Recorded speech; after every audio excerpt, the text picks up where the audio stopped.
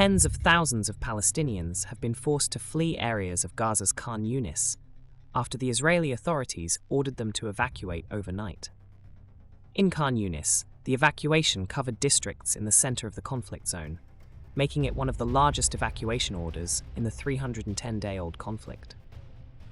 In the past 24 hours, Israeli airstrikes on a school in Gaza City, where displaced Palestinians were taking refuge, have resulted in the deaths of 90 Palestinians. The Palestine Red Crescent Society spends all night moving bodies or rushing the injured to hospitals. At least 39,790 people have been killed and 92,002 wounded in 310 days of war between Israel and Hamas. Palestinians on social media claim the number is much higher, since it has become difficult to keep track of the dead and wounded, with the skeletal staff remaining in hospitals and rescue services. The Israeli military said it was attacking Hamas militants who are using these areas to stage attacks and fire rockets.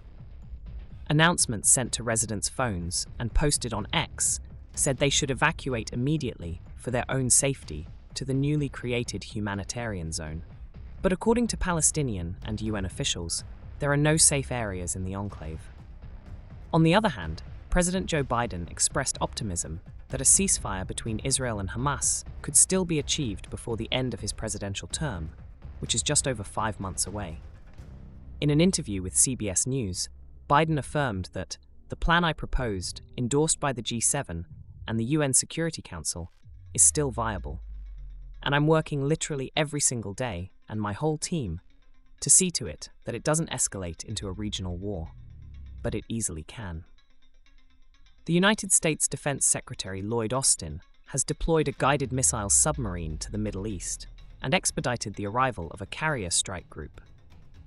The action is taken in response to concerns about a regional conflict following the recent assassination of high-ranking leaders from Hezbollah and Hamas. Hamas says it's not willing to start fresh negotiations with Israel on a ceasefire and hostage deal. The group says a deal proposed by the United States back in May should be adopted and is accusing Israel of consistently undermining peace efforts. President Abdel Fattah el-Sisi of Egypt and Sheikh Tamim bin Hamad Al Thani of Qatar have also said that the time has come to finalize an agreement for a ceasefire, as well as the release of hostages taken to Gaza and Palestinian detainees held by Israel. The deal is complex and consists of 3 phases, with each phase lasting 6 weeks. In the first phase of the deal, hostilities between Hamas and Israel would pause temporarily, with Israeli forces withdrawing eastward from densely populated areas of Gaza. Israeli aircraft and drones would halt flights over Gaza for 10 hours daily and 12 hours on days when captives are released.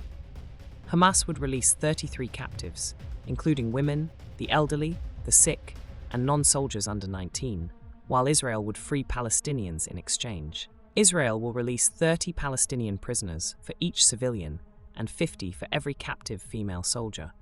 This phase would also allow displaced Palestinians to return home and initiate reconstruction and aid efforts in Gaza.